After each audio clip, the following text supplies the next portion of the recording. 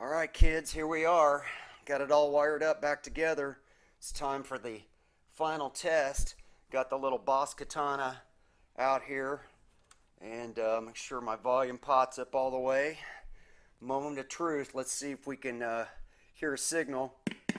All right, it works. All right, so I'm going to activate the kill switch.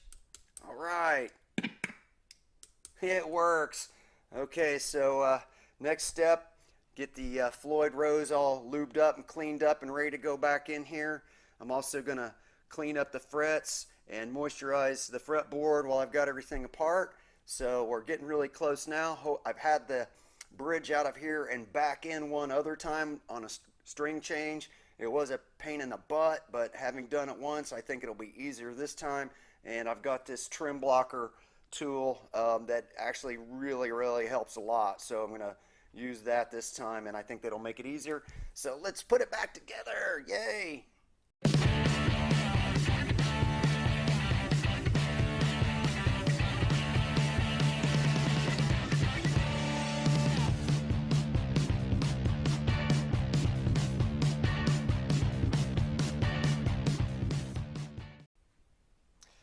So this is the original bridge that came in this 1988 Charvel, and I've kind of mistakenly referred to it as a Floyd Rose throughout the videos here, but it is a licensed by Floyd Rose bridge, and then you can probably maybe read that right here if the lighting's just right. But it is a little bit different than a Floyd Rose. It's just based on the design more or less. One of the interesting things about this particular bridge that's different than anything you would see modern is the micro tuners have the screws that clamp the strings in, go through them. And I've already been through the first 5 of them here, and I'm going to take this one out and clean it and show you what I've done to the other ones.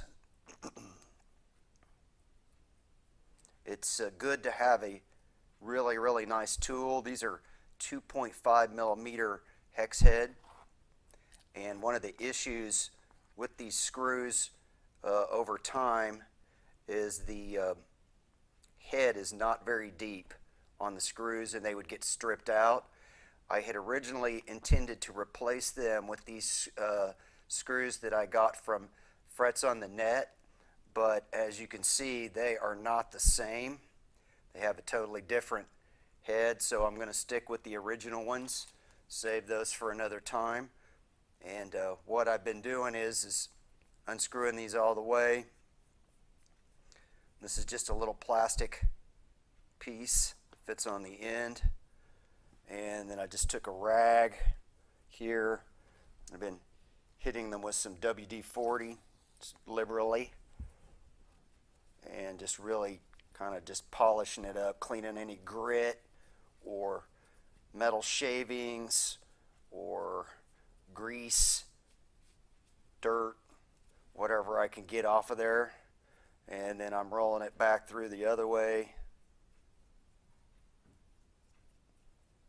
And like I said, I already did the other 5, so you're not going to sit through all that, and just make sure it's cleaned off all the way. So that just slides back on there. You kind of need the screw back out a ways to put it back in. And it's easier just to hold on to it.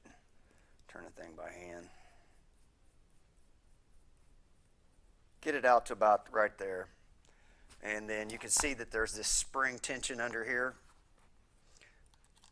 Doesn't matter which side it goes. Just kind of get it in there and hold it. Get the screw going. The main important thing here is to make sure it goes directly into the hole in the block. And we're in. And then I'm just cranking it all the way down in there. I'm not over tightening it, just barely tight. And you just kind of line your tuners up. So I've already calculated that they are 14 full turns all the way in. If you bring it all the way up, crank it all the way in, it's 14 full turns. So I'm about halfway mark there, so now I've got plenty of room to micro tune either direction. The rest of this I've just cleaned up, kind of wiped it off. The blades are pretty good. This side here, you probably can't see it. It's really tiny. Has a little tiny chip right there, but I can't really do much about that. I'm just going to live with it. Marked Jackson, made in Taiwan, and appears to have the original decal with its own serial number on it. Alright, what I'm doing here before we put the bridge in and restring the guitars, taking the opportunity to kind of clean up the frets a little bit. They're in really good shape, considering I believe these have to be the original frets. There's little to no fret sprout. They've got naturally rounded off from being 31 years old, but they're a little bit cruddy. It's more just like oxidation and crud than anything else. So I'm using this product that I've had around my house for a long time. It's great for polishing any kind of high-end jewelry or gold or silver or anything that you don't want to remove metal from. You just want to remove tarnish and grime and nastiness from. And a little dab will do you, and you can see, right, I'm getting it off right away, and then I just go to a dry spot. So, I mean, I think you can see the result I'm getting between, you know, here and there, and I'll give you a close-up photo, show you a little bit better the job it does. So I'm a pretty big fan of the Music Nomad brand, the F1 oil for conditioning your rosewood fretboard or whatever kind of hardwood fretboard that you have. I mean, it's pretty much just like every other one of the fretboard conditioners on the market, so, you know, pick your poison. But this is the one I've been going with on all my guitars, and it seems to work great. So I just, you know, kind of spread it on there a little bit. I use my finger, kind of work it in a little bit, let it soak for a minute, wipe it off, and you're good to go.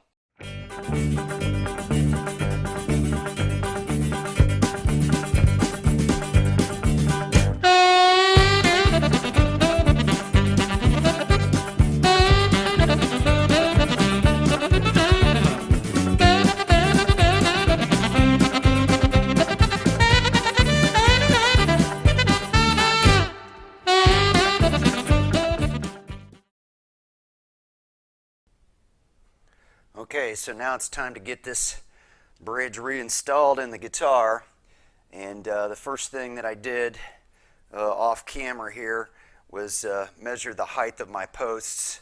I measured both of them. They're both exactly 14 millimeters from the top of the guitar. I was careful not to measure from the insert here because one of them protrudes a little bit higher out, so I want the bridge to sit the same amount above the guitar, not around above that ring. So they're set. Now, here's how I do this, and this is probably not the correct way, but this is how I've been able to pull it off before, and it's a little bit fiddly, but it'll work. So what I'm doing first here is I'm just putting a piece of tape. There's already a couple little finish marks there. You can't really see them very well, but this is from you know, previous in the past before I bought the guitar.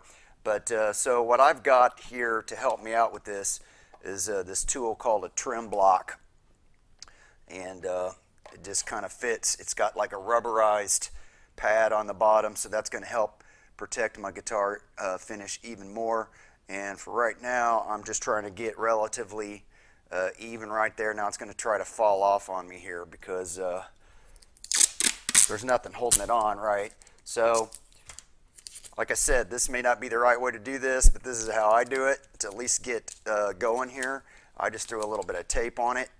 Try to throw a little bit of tape on it just to try to give me something to keep it from flopping around and falling out, because I got to flip the guitar over to get the spring in on the other side. So now, obviously that's not going to hold it in there great, but it should hold it in there long enough for me to flip it over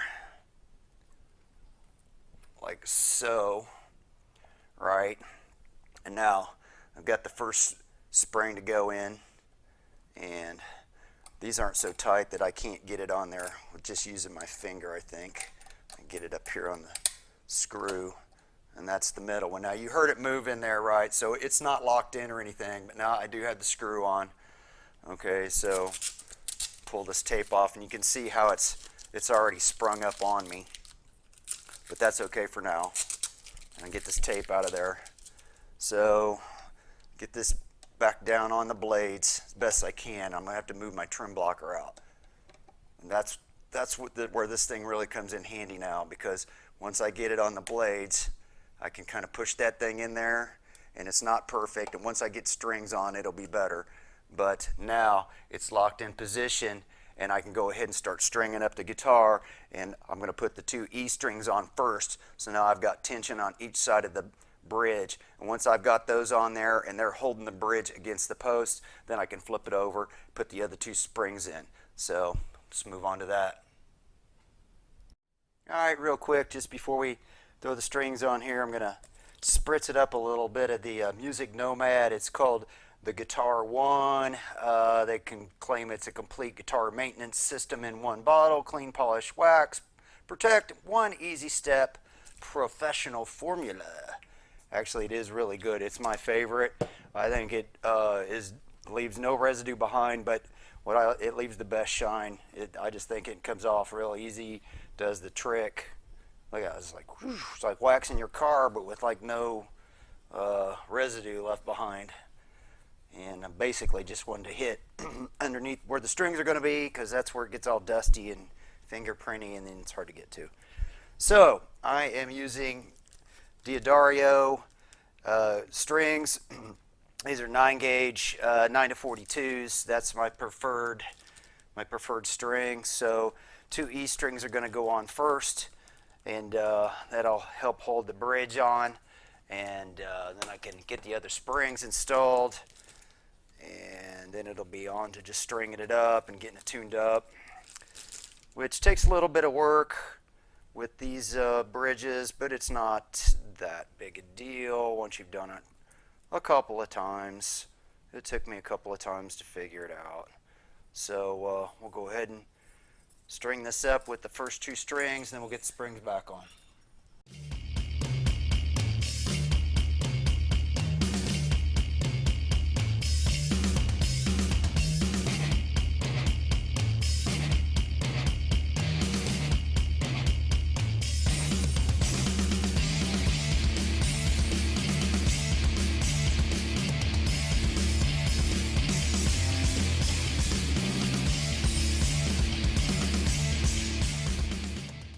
Okay, got the first 2 E strings on.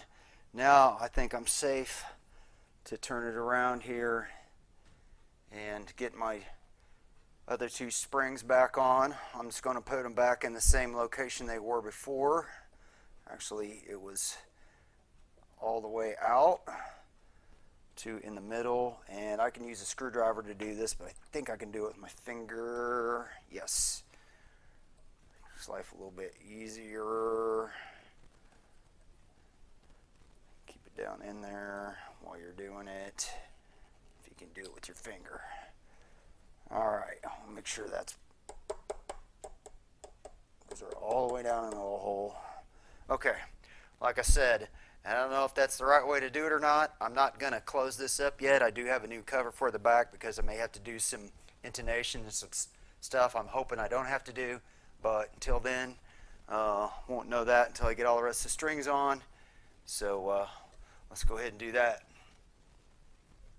Alright, guitar dudes and dudettes. Got it all back together now. Got it all strung up. Tuned it to D standard. That's where I want to have this guitar. And I'll show you the technique for doing that. Once you string up one of these guitars with a Floyd floating type bridge like this, the easiest way that I've learned through watching other guys like Tone King and Dave R's Guitars, some of these other channels that I subscribe to, is you tune from the outside in. So you tune the 2 E strings, and then you just work your way in here, here, here, here, and then you'll have to do that back and forth a few times before you'll finally get the guitar in tune. And that's because obviously every time you change the tension on one string, this bridge moves against the springs in the back, and it allows the other ones to get out of tune. But I did have an issue that I have encountered, and that is, I'll try to show you on here if you can see. There we go. Maybe the bridge is not completely parallel with the body as I wish it would be. So in order to fix that, I'm going to have to relieve a little bit of tension back here by unscrewing these screws ever so slightly until I can get the bridge to be level where it should be, and then obviously I'll have to retune the guitar, and then hopefully intonation won't be out too bad. It's out a little bit now, but I think that might have something to do with the bridge not being completely level, so we'll take that hurdle on when we get to it.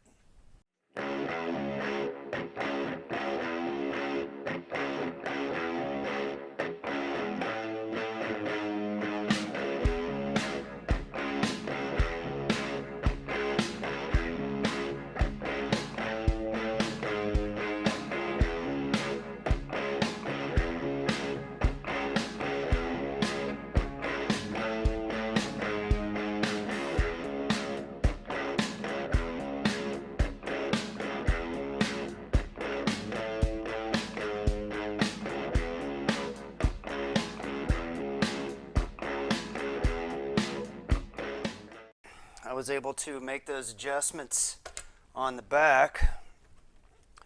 Moved these two screws out. You can see I had to move them out quite a bit, like almost an eighth of an inch, to get my bridge back close to level.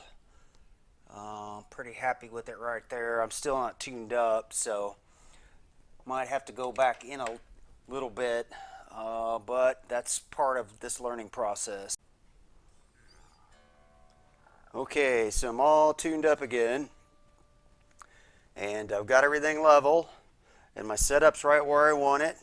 I did adjust this a little bit, half turn down on each side. I didn't show you that, but I just took an Allen wrench, turned each one of these down 1/2 a turn equally, and so by checking from the 1st fret and here in the 12th, I've got it right where I want. So that's good. Setup's nice. Got my pickup raised up just a little bit. All that's taken care of. Now, wish I could just go play it, but I've got one other problem.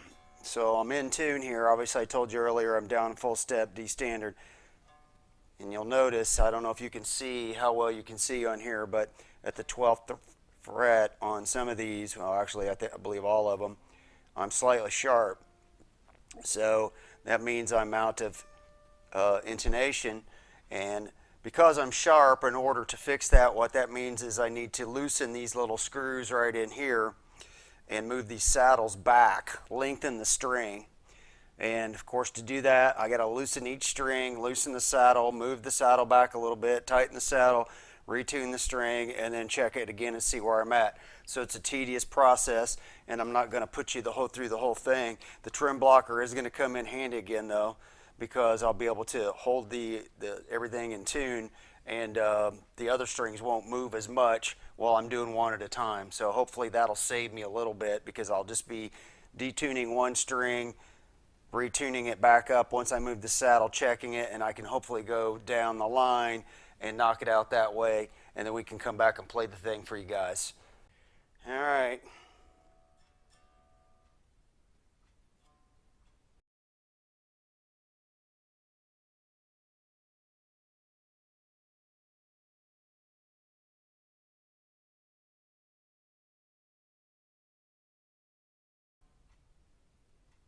I'm calling that good. All right, gang, down to the last couple little steps here, the fine little details. So now it's time to put the locks back on the kahler locking nut here. And as my friend Dave R's Guitars likes to describe them, they're like the little houses in the Monopoly game, right? So you got the little roof. The thicker end goes towards the headstock. Get it kind of lined up over there. They originally came with these combination hex head, flat head screws, but these are kind of sharp on the edges, I think, you know, from being used with the flathead screwdriver over time. So I purchased these button head jobbies here from Whammy Parts, whammyparts.com. Thank you, John, at Whammy Parts. So anyway, these are quite a bit smoother and will make the nut a little bit more friendly and ergonomic. So I get this last one down in here. One interesting thing about these screws I discovered, I grabbed my metric tools that I have up there, and they're not metric. At least the hex head is not metric on the screws. So I don't know if this Kahler built locking nut was made in the USA and has standard threads on a Japanese guitar. We know the bridge was made in Taiwan from the stamp on it that we looked at earlier, or at least the block of the bridge was. So these don't have to be overly tight, right, guys? We're not like holding up a suspension bridge here. We're just taking care of some 9-gauge strings. So now we're locked in. And one last little detail to add to the guitar, and then it's time to go finally have some fun with it. All right, just putting on the finishing touches now. Got this new back cover plate from Frets on the Net. We talked about them earlier. Some of the parts I was able to source for this 1988 Charvel Model 2 that now has its original pickup back in it, now minus the tone knob that was added back when the EMG was added. We've got a Tessie switch, kill switch installed, liberator from Seymour Duncan 500K volume pot, and now for the final touch, and then we get to go play it. I told you at the beginning of all this series of videos that I named her Marilyn, and I just thought it would be appropriate to have a little Marilyn on the back of the guitar. Yeah, she's hot. So now, let's go have some fun.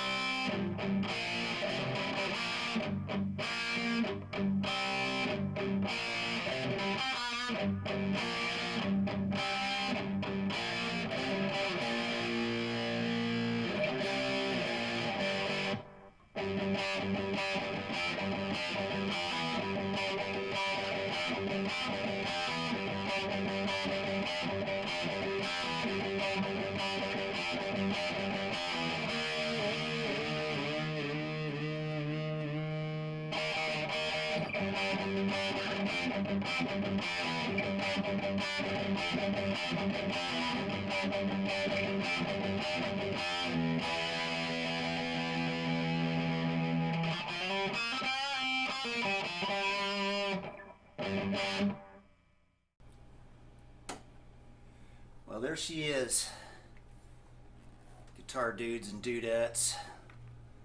I'm really happy with the way it turned out. I'll put a link up above, a card, so you can go listen to what it sounded like before I started this project when it had the EMG in it. Got my little Maryland decal there on the back, if you can see her. Yeah, I think she sounds great. She plays great. All my adjustments turned out great. My breads is level. I'm intonated. All the electronics, the new pickup, everything worked out great. Thanks to all the people that helped me get the stuff. Thanks to my buddy Dave R's Guitars when I needed some advice on the bridge. Thanks to Tone King, because I watched one of his videos on how to tune these up the best way. And thanks to Phillip McKnight, because I never would have tried any of this without his channel, the Know Your Gear channel. So thanks to everybody that watched the videos, and I'm going to have a lot of fun with this guitar.